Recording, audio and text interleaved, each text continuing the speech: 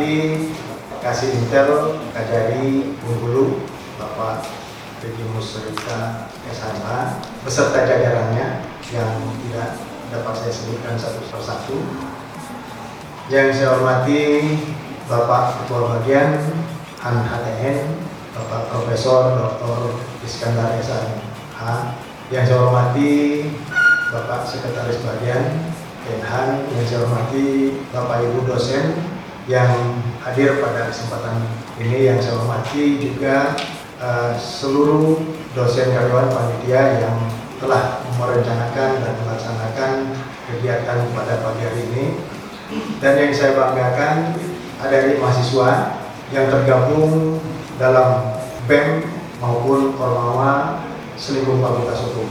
Pertama-tama tentu saya mengucapkan rasa terima kasih dan penghargaan yang tinggi kepada institusi Kejaksaan Negeri Bengkulu yang telah berkenan untuk bekerja sama dan memberikan pencerahan-pencerahan kepada mahasiswa Fakultas Hukum dalam rangka penjelasan, gitu ya.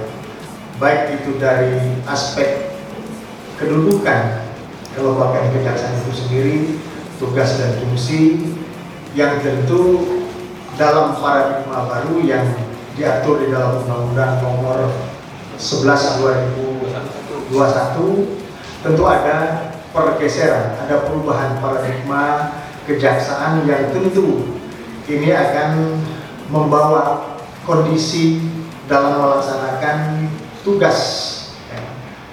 Nah, harapan kami sebagai unsur pimpinan, mudah-mudahan apa yang nanti disampaikan oleh Pak Riki Musrisa dan kawan-kawan menjadikan sebagai ilmu yang nanti bisa bermanfaat bagi adik-adik sekalian.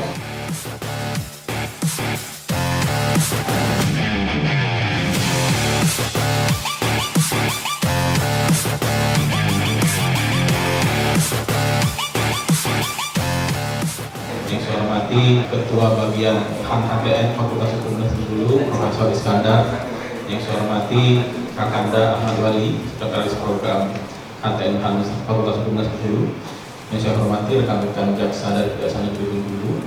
Dan yang saya banggakan adik-adik mahasiswa Fakultas Hukum Universitas Bengkulu.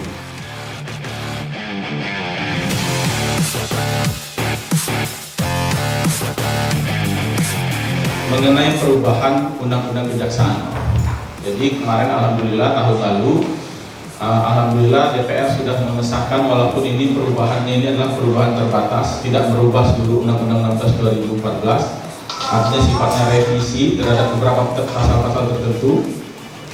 Namun perubahan tersebut dianggap cukup fundamental karena akhirnya menguatkan kedudukan dan fungsi kejaksaan sebagaimana yang diharapkan oleh kejaksaan maupun masyarakat pada umumnya. Jadi jaksa itu bukan hanya bersidang, menyidik, menuntut, mengeksekusi tanpa aturan, tapi juga melakukan penyelidikan, pengamanan, dan penggalangan.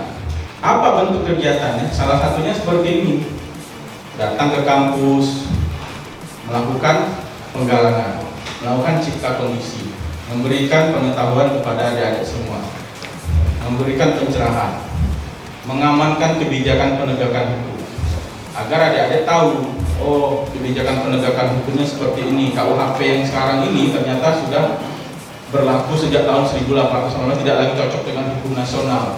Diberikan pengertian kepada adik-adik sekalian supaya adik-adik ketika dipanas-panasi untuk ikut demonstrasi tidak cepat terpengaruh, tapi bisa untuk mendiskusikan terlebih dahulu.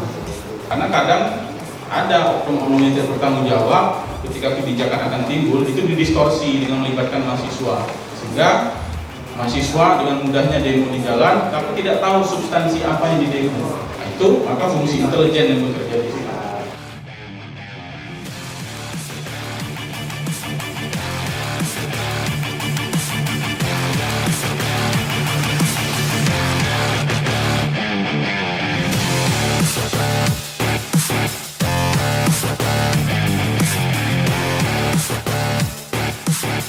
Jadi kalau kita baca Undang-Undang 13 2006 tentang perlindungan saksi dan korban, Jadi arah penegakan hukum pidana itu bukan hanya memenjarakan pelakunya, tetapi memberikan ganti rugi kepada korban, restitusi istilahnya.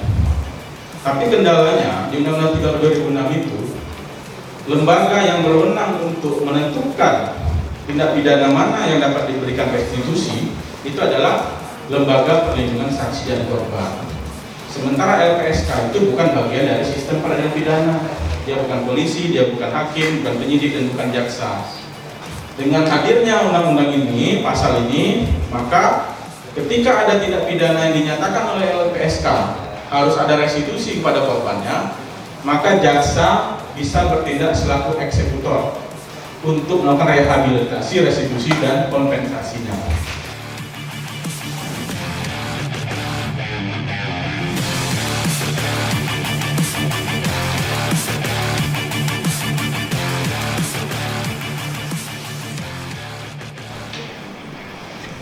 Jadi sekarang bukan hanya memenjarakan orang, tapi memulihkan aset-aset, baik aset misalnya kerugian negara maupun kerugian para korban.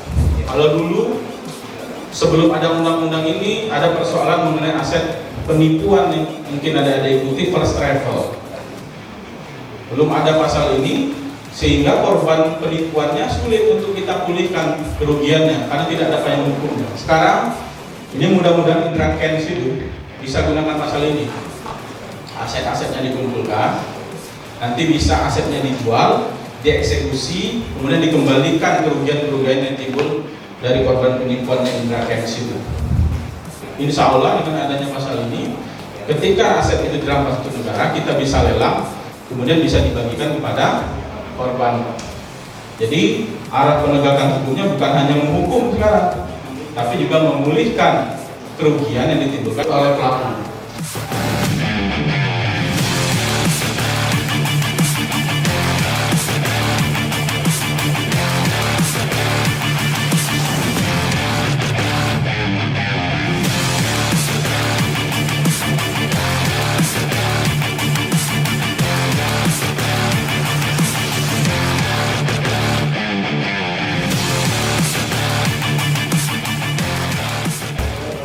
Sekarang ada namanya kegiatan pengamanan pembangunan strategis.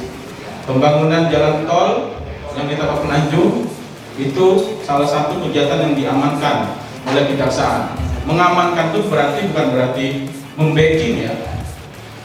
Pengamanan dalam artian pengamanan secara yuridis, secara hukum.